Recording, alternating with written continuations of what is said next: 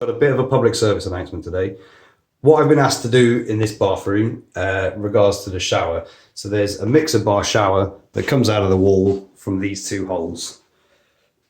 What's happened, the guy that's fitted the shower hasn't put anything behind the tiles to support the weight of the thermostatic mixer bar, which means that over time the weight, or even people leaning on it potentially in the shower, has rocked it loose. The only way it was attached was with silicone to the front of the tiles themselves. So there is no way that that's ever going to hold up. And what I've done, you can see I've started on this side. I've fed a piece of string through the hole. I'll do the same with this one. There's about a 6-inch false wall which all this goes in. So feed the string down the false wall. That'll come out underneath the bath. Here's one string that I fed down already. And what I've done is I've marked up the centers of the holes on the wall. Where those centers are, I've put onto this piece of plywood, and on each center, I've put an eye hook, and I'm in the process of tying the string to each one of those. What I'm going to do, there's enough clearance behind here that I can feed that back up.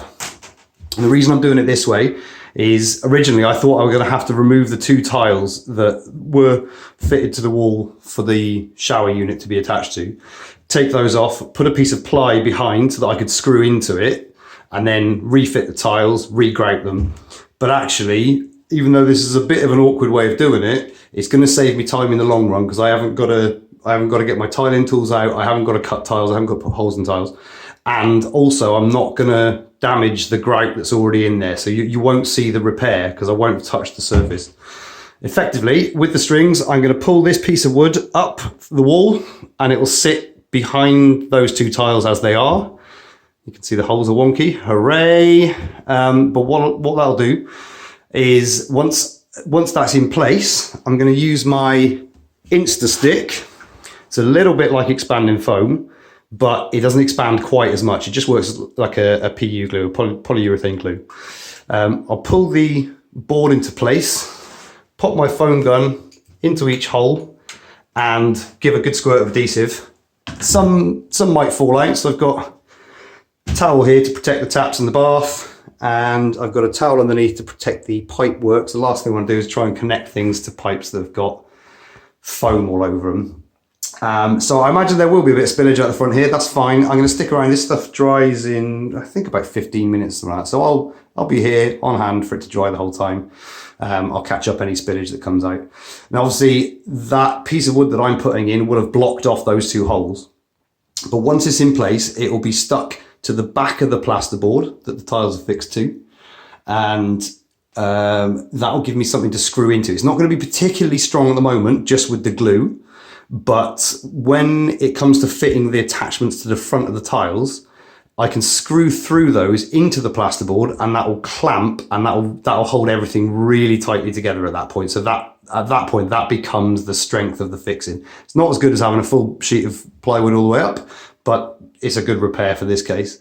Like I said, the holes will be blocked off, but I've marked the centers. That's where I've got my eye holes going, so I know exactly where to drill out the hole at exactly the right size for the pipework to go back in place. And normally you'd get all the pipework in before you put the board up, before you tile any of that stuff. So I am doing it a bit backwards, but that's the nature of repairs.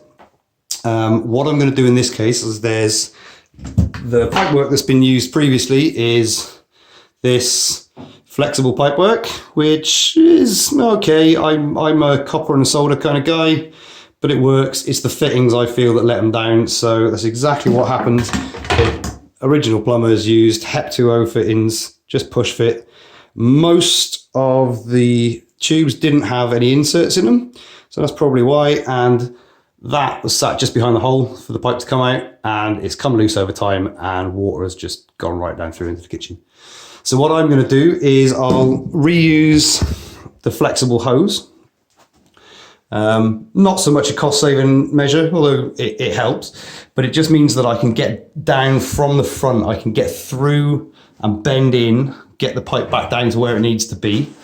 And then I'm going to use inserts to make sure that this doesn't collapse, and then a brass compression fitting coming to copper pipe coming out of the front of the wall. And that is going to be as good a repair as we can do without having to take this wall out.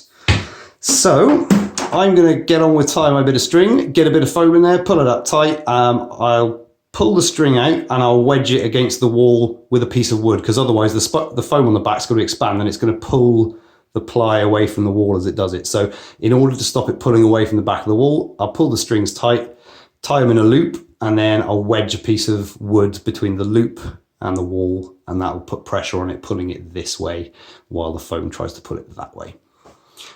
Okay, we'll give you an update once it's all done.